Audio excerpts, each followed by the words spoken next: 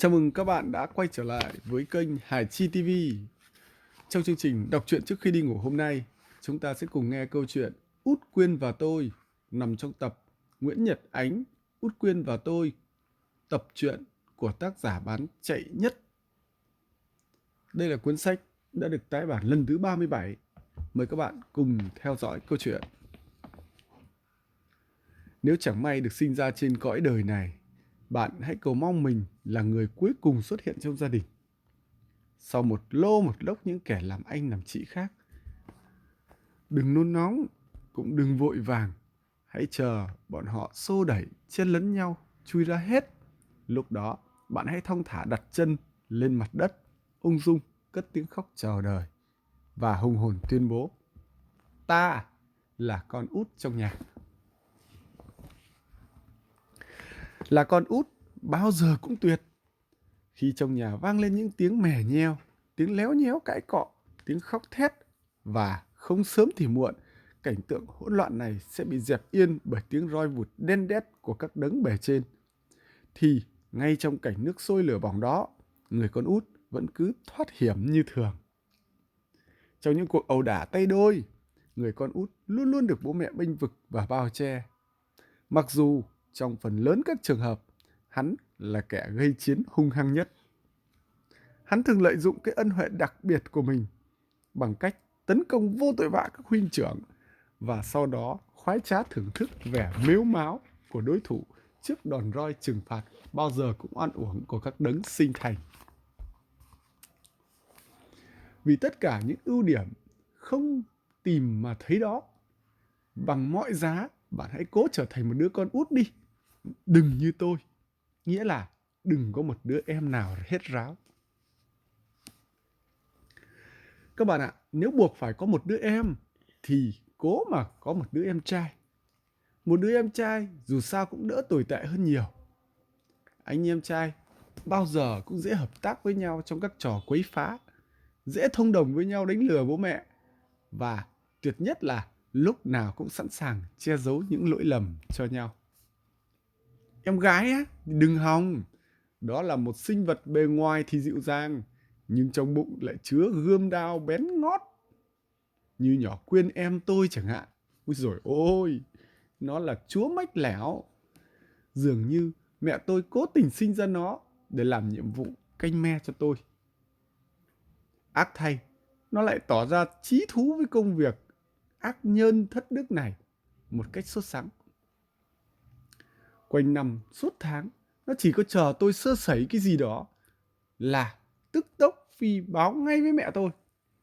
Mà những chuyện sơ sẩy của tôi thì có hàng đống, nhiều lắm. Từ khi mở mắt chào đời đến nay, nhỏ Quyên đem lại tai họa cho tôi không biết bao nhiêu mà kể. Vì nó, ngày nào tôi cũng bị rầy la, mắng mỏ. Vì nó, cứ vài ngày một lần, tôi lại bị phạt quỳ gối hay khoanh tay úp mặt vô tường. Nhưng thỉnh thoảng lại bị ăn đòn quắn đít. Nói chung, tôi thù nó tận xương tận tủy. Rất nhiều lần tôi muốn bập tai nó nhưng lại không dám. Chỉ những khi kèm cho nó học, tôi mới tranh thủ trả thù được chút đỉnh. Tất nhiên, tôi không dám động tay động chân. Tôi chỉ sổ cơn ấm ức bằng cách gầm gừ quát tháo. Cái đầu mày làm bằng đất sét hay sao ấy? Hả? Học hành kiểu này lớn lên chỉ có nước đi mà lượm bao ni lông. Mày ngu hơn con bò, Quyên ơi. Đấy, thường thường như thế các cậu ạ. Thường thường, nhỏ Quyên chỉ chịu đựng sự xài xẻ nặng nề của tôi chừng được 2 câu. Chứ tới câu thứ 3 là nó bắt đầu sụt xịt. Thoạt đầu là những tiếng nấc nho nhỏ. Sau đó tiếng nức nở ngày càng lớn, thấm đẫm bi thương và oan ức. Ôi dồi ôi, tôi ráo rác dòm về phía cửa phòng làm việc của ba tôi, miệng nạt khẽ. Mày, có im đi không? Hả? Đồ mít ướt. Tôi làm thinh còn đỡ. Tôi vừa nắng nó là đồ mít ướt thì nó lại càng rống tợn. Thế là mặt tôi tái mét và chẳng có cách nào hơn là bấm bụng này. Thôi, nín dùm đi mà. Con gái mà khóc trông xấu lắm. Xấu cái em. Nó vùng vằng. Ai bảo anh kêu em là con bò? Ai bảo anh kêu em là con bò chứ? Tao đâu có bảo mày là con bò. Tôi chống chế. Tao chỉ so sánh mày với nó thôi. Rồi, thấy lời bào chữa của mình có vẻ vụng về, tôi vội vã nói thêm. Nhưng từ nay về sau tao không mắng mày nữa đâu. Nhỏ Quyên không biết tôi buột miệng hứa đại cho qua cơn khủng hoảng. Nó lập tức nín khóc và đưa tay quệt nước mắt. Anh nói thật chứ? Sao lại không thật? Trước này tao có lừa gạt mày bao giờ đâu. Nhỏ Quyên bĩu môi. Xí, anh gạt em cả tỷ lần. Tôi lại gãi đầu. Nhưng gạt hoài chán rồi, bây giờ tao không thích gạt nữa. Nhỏ Quyên nghe có vẻ bùi tai. Nó ngước mắt nhìn tôi. Nói là phải giữ lời nghe. Tôi giọng thiếu tin tưởng.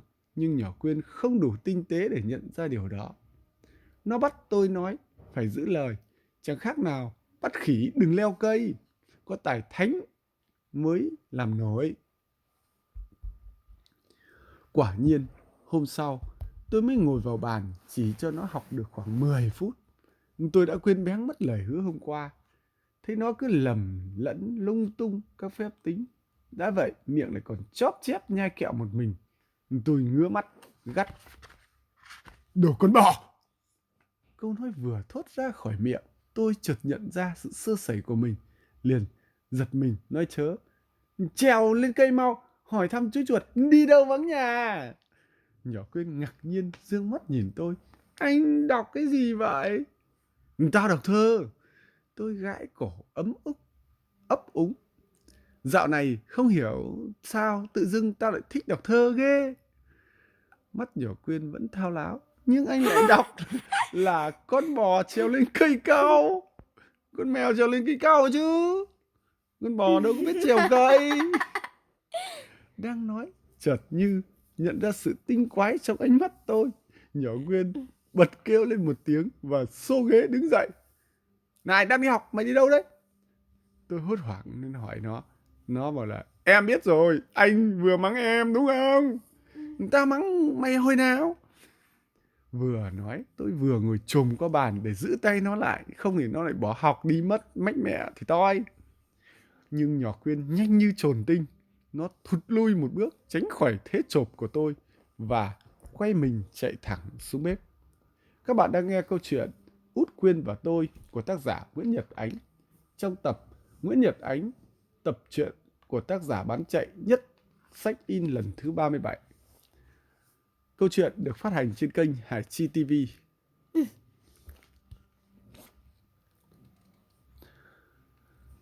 Vừa nói, tôi vừa chồm người qua bàn để giữ tay nó. Nhưng nhỏ Quyên nhanh như chồn tinh. Nó thụt lui một bước, tránh khỏi thế chộp của tôi và quay mình chạy thẳng xuống bếp. Tôi thắc thỏm nhìn theo bước chân thoăn thoắt của nó, biết rằng tai họa sắp sửa đổ ụp xuống đầu. Mẹ tôi sẽ chẳng bao giờ bỏ qua những cái lỗi lầm như thế này đâu. Nghĩ đến viễn cảnh đen tối đó, tôi bất giác buông một tiếng thở dài và len lén thò tay rờ rẫm cặp mông tội nghiệp. Nếu bạn nghĩ rằng mọi chuyện xảy ra đều do lỗi của tôi, thì bạn nhầm to. Nếu bạn có một đứa em gái út và biết giữ mồm giữ miệng, nghĩa là không thỉnh thoảng ngâm ngợi những câu thơ kiểu như con bò trèo lên cây cau, thì không phải vì vậy mà bạn có thể vui hưởng thú thanh bình. Một đứa con gái dù sao cũng là một đứa con gái. Dù cho nó có một chiếc đũa thần chạm vào người, nó cũng chẳng thể trở thành một nàng tiên hiền dịu được. Dĩ nhiên, biến thành một mụ phù thủy thì lại là chuyện khác. Nhỏ Quyên em tôi ý, nó hoàn toàn có thể làm khổ tôi mà không cần bất cứ một lý do chính đáng nào. Tôi bỏ trong túi một bịch kẹo chocolate và lẻn ra sau hè ngồi đọc Doraemon. Dĩ nhiên, tôi có thể ngồi đọc sách trong phòng nếu tôi muốn. Nhưng tiếng học bài EA của nhỏ Quyên thường khiến tôi mất hứng. Trước đây, Hồi bằng tuổi nhỏ Quyên bây giờ ấy, tôi cũng có thói quen mỗi khi đọc bài phải ngoác mồm ra, đọc rõ to, làm như nếu không gân cổ gào toáng lên, hàng xóm sẽ không cho biết tôi là chăm học vậy. Nhưng bây giờ, thấy nhỏ Quyên đọc bài theo cái lối ầm ĩ đó, tôi không tài nào chịu nổi. Cứ như thể bị tra tấn bởi dàn máy karaoke 250W vậy. Tôi ngồi bệt xuống mặt hiên xi măng mát lạnh, lưng tựa vào tường, vừa nhai kẹo, vừa dõi mắt theo những trang truyện tranh. Cuộc sống, những khoảnh khắc đó đối với tôi thật là vô cùng thú vị. Nhưng giây phút hiếm hoi đó kéo dài không lâu. Tôi chưa kịp tận hưởng hết buổi sáng chủ nhật ngọt ngào, thì nhỏ Quyên đã lò dò bước ra. Anh đang làm gì đó? Nó hỏi, làm như không nhìn thấy tôi đang cầm cuốn sách trên tay vậy. Ta đang đọc sách. Tôi ậm ừ đáp, mắt vẫn không rời trang sách. Cuốn gì vậy? Vừa hỏi, nhỏ Quyên vừa bước lại gần tôi. Doraemon. Tôi đáp, giọng vẫn không niềm nở hơn. Ngay từ khi nhỏ Quyên vừa xuất hiện, tôi đã biết khó lòng yên ổn với nó. Nó chỉ thầm mong nó hỏi qua quýt một câu, hai câu, rồi biến đi cho tôi nhờ. Nhưng nhỏ Quyên không tỏ vẻ gì sắp sửa bỏ đi cả. Nó nhìn chằm chằm vào cuốn sách trên tay tôi. Anh đọc xong chưa? Cho em mượn đi. Xong đâu mà xong. Tao còn đang đọc đến chưa? Rồi sợ nó cứ đứng lải nhải bên tai. Tôi quắc mắt. Sao đang học bài? Mày lại chạy ra đây làm gì? Em học xong rồi. Xong rồi á? Xong rồi thì đi chỗ khác chơi. Nhỏ Quyên không hề màng để ý đến lời đề nghị khẩn thiết của tôi. Nó nhìn tôi lom rom, lần này đã nhận ra tôi không phải chỉ ngồi đọc sách. Anh ăn gì vậy? Ăn gì kệ tao. Nhỏ Quyên không nói gì. Nó lặng lẽ đến sát bên tôi, nhón gót, nhướn cổ, nhìn vào túi áo tôi. Mày làm cái trò gì vậy? Tôi vừa nạt tôi, vừa đưa tay bụm túi áo lại. Vừa nạt, tôi vừa đưa tay bụm túi áo lại. Nhỏ Quyên tuét miệng cười. Em thèm anh thử ăn cái gì kẹo đi thôi. Tôi giật thét lên. Kẹo dừa chứ kẹo gì? Không phải kẹo dừa. Nhỏ Quyên nheo mắt nghi ngờ. Ăn kẹo dừa phải có giấy bóc chứ. Đằng này anh bỏ tọt vào miệng cái kìa. Trong lúc tôi đang bối rối chưa nghĩ ra cách chạy tội, nhỏ Quyên đã hỏi tiếp luôn. Anh lén lấy chocolate trong tủ của mẹ phải không? Câu chất vấn của nó khiến tôi tái mặt.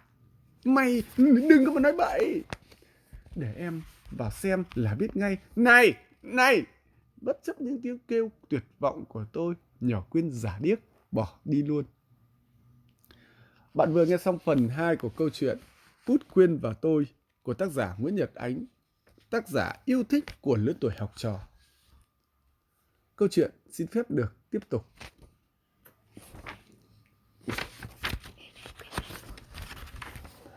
Như các bạn thấy đấy, cái thói mách lẻo của nó, của nhỏ Quyên ấy, đã làm hại tôi ghê gớm. Mà thực ra tôi có làm gì đắc tội với nó đâu cơ chứ.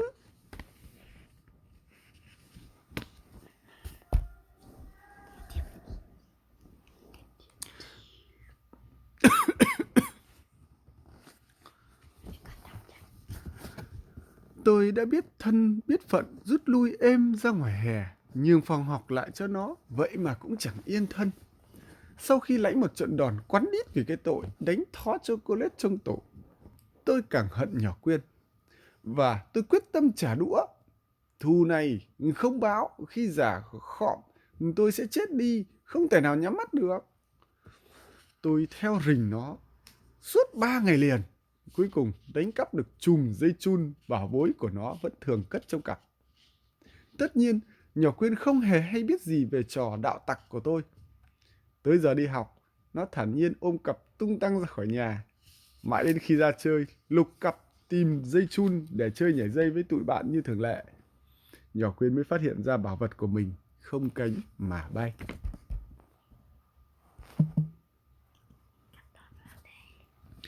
Buổi trưa vừa về tới ngõ, Nhác thấy tôi ngồi loay hoay với đống đồ chơi trước hiên. Nó đã bù lu bù loa. Anh lấy chùm dây thun của em.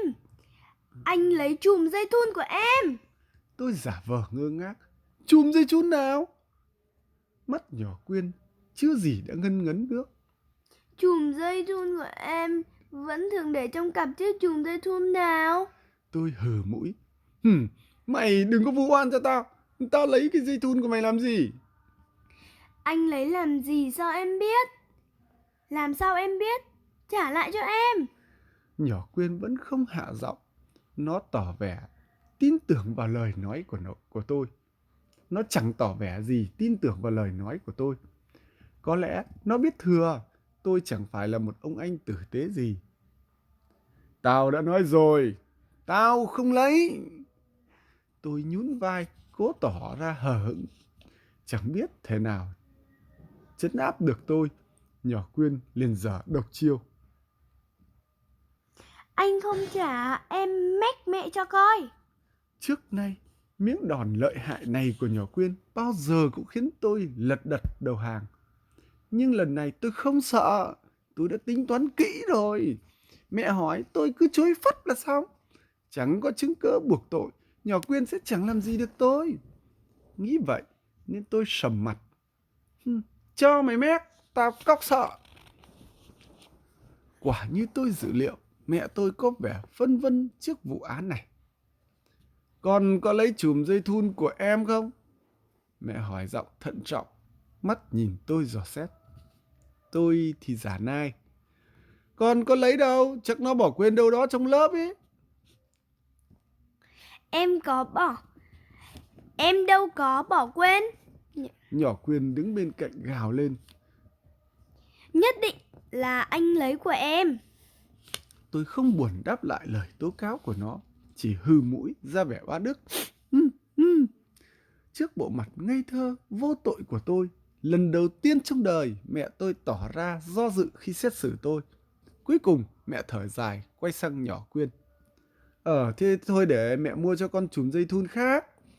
Vụ án thế là chìm lìm, hệt như viên sỏi ném xuống mặt hồ. Mặt tôi nhơn nhơn, trong khi nhỏ Quyên mặt mày hậm hực. Cứ như thể nếu ăn thịt được tôi thì nó sẽ không ngần ngại nhai xương tôi rau ráu. Vụ ám hại thành công rực rỡ đó giúp tôi sáng mắt ra. Bây giờ tôi mới biết tranh chấp công khai với nhỏ Quyên như trước nay là chuyện rồ rại. Muốn trả thù được nó, tôi chỉ còn các cách trò ném đá giấu tay.